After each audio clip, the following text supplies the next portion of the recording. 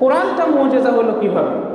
কোরআন মুজিজা হলো এভাবে যে আল্লাহ রসুল সাল্লাল্লাহু আলাইহি সাল্লাম যখন পৃথিবীতে আগমন করে মক্কার ভূমিতে যখন আসে, সেই মক্কায় যদিও তারা অশিক্ষিত ইলিটারেট পার্সন ছিল, কিন্তু তাদের মধ্যে জন্মগতভাবে স্বভাবগতভাবেই কবি সাহিত্য রচনার, কবি সাহিত্য চর্চার একটা মানসিকতা এবং এনভায়রনমেন্ট তাদের ভেতরে ছিল।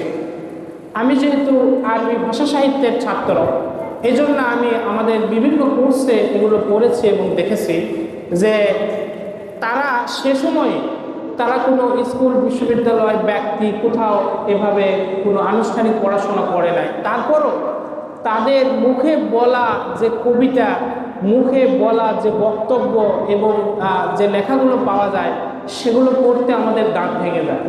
এতটাই শক্তপুক্ত এবং কঠিন এবং মজবুত শব্দে, বাক্যের বচনে সেগুলো লেখা। তো স্বভাবগতভাবেই আরবের ভূমিতে এই কবি সাহিত্যের একটা চর্চা ছিল।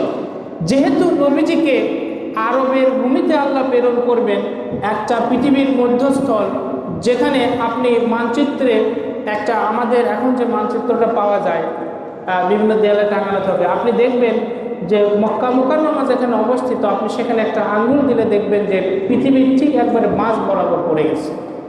ওখান থেকে পৃথিবীর বিভিন্ন জায়গার দূরত্বটা সমান, এপাশে ওপাশে, এপাশে এপাশে সমান, একবারে মাঝ বরাবর। যেন আমাদের এই ইসলামটাকে পুরো পৃথিবী জুড়ে ছড়িয়ে দেওয়াটা সহজ হয়, কোনো একটা কর্নারে না হয়, যেন মধ্যবর্তীতে হয়।